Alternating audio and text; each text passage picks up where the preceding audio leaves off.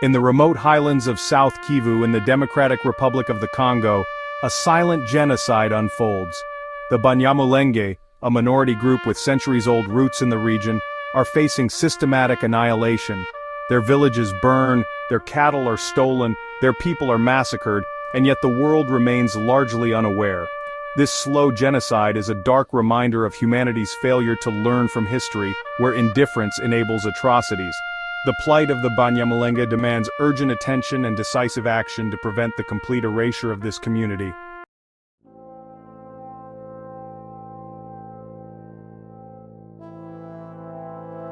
The Banyamulenge's tragic history is rooted in centuries of persecution and systemic marginalization. They are a Tutsi-related pastoralist group whose existence in the highlands of South Kivu predates colonialism. However, colonial powers, particularly Belgium, sowed the seeds of their suffering by dismantling their chiefdoms and propagating the racist Hamitic hypothesis.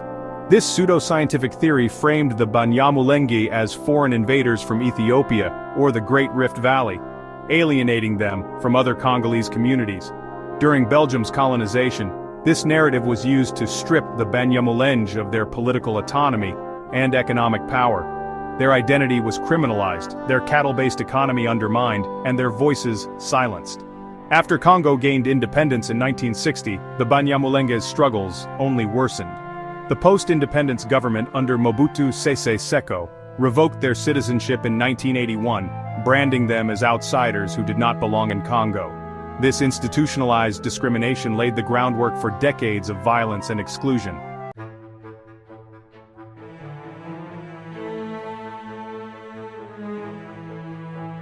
The Congo Wars, from 1996 to 2003, marked a pivotal chapter in the Banyamulenge's persecution. Initially aligned with Rwandan forces to overthrow Mobutu, the Banyamulenge later distanced themselves from Rwandan-backed rebellions. Yet their association with Rwanda, due to their shared Tutsi ancestry, painted them as collaborators in the eyes of other Congolese ethnic groups. This perception fueled hostility, culminating in massacres and forced expulsions. Since 2017, this hostility has escalated into genocide.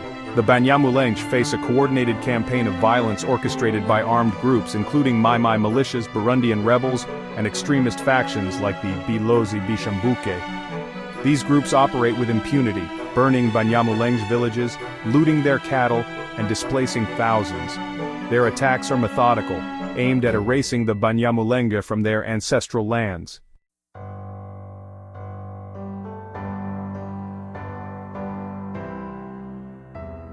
Minembwe, a highland region that once served as a refuge for the Banyamulenge, has become a crucible of suffering.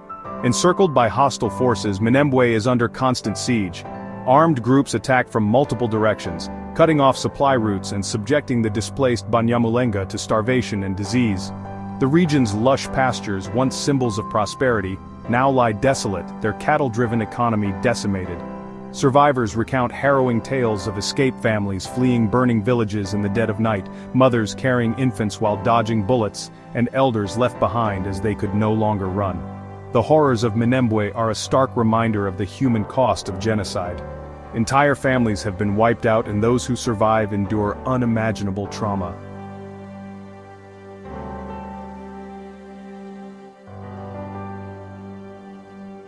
Despite the severity of the crisis, the genocide against the Banyamulenge has failed to capture global attention. Media coverage is scant, and the international community remains largely indifferent. This apathy stems from the complex nature of the DRC's conflicts, which are often dismissed as intercommunal clashes. Such framing obscures the genocidal nature of the violence, allowing perpetrators to act with impunity.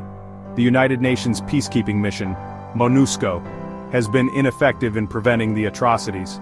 Hampered by budget constraints and a reliance on the Congolese National Army, known as FARDC, which itself is complicit in the violence, MONUSCO's presence has done little to protect the Banyamulenge. Reports indicate that FARDC soldiers have supported Mai-Mai militias in attacking Banyamulenge communities, further exacerbating their plight.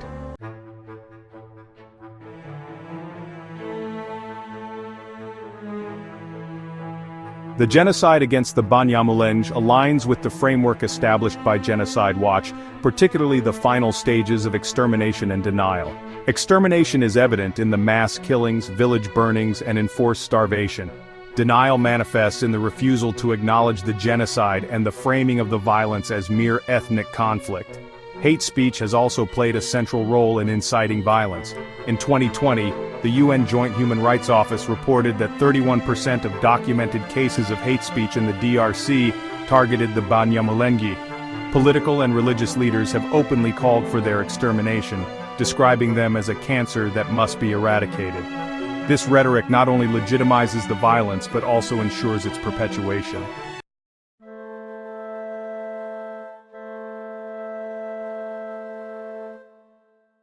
The human toll of the genocide is staggering.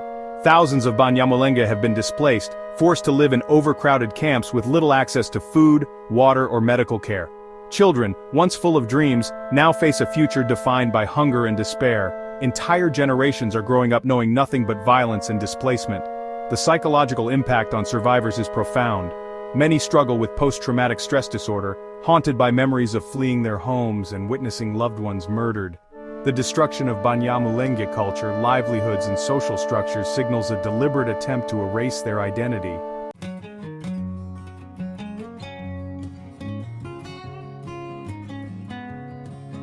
Ending the genocide requires a concerted effort from the international community.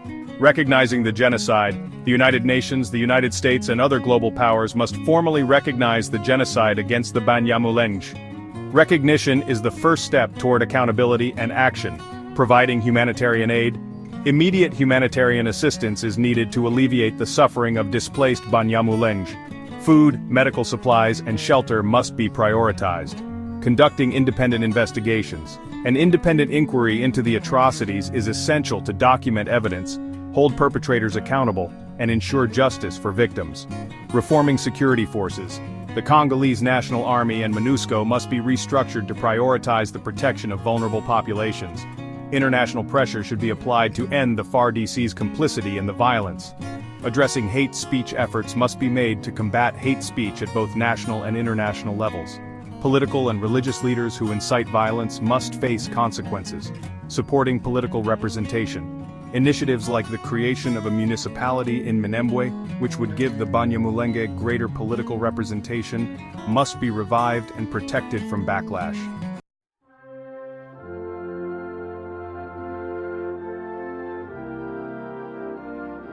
The genocide of the Banyamulenge is a test of humanity's commitment to upholding the principles of human rights and preventing atrocities. History has shown us the devastating consequences of inaction. From the Holocaust to Rwanda, Srebrenica, and Darfur. The Banyamulenge's suffering is a reminder that silence and indifference enable genocide. The world cannot afford to ignore their cries for justice. As the flames of genocide consume their villages and their voices grow fainter, the responsibility to act falls on all of us. The Banyamulenge are not just victims of a distant conflict, they are human beings whose lives matter.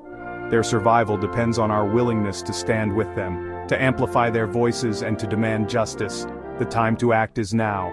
The Banyamulenge cannot wait any longer.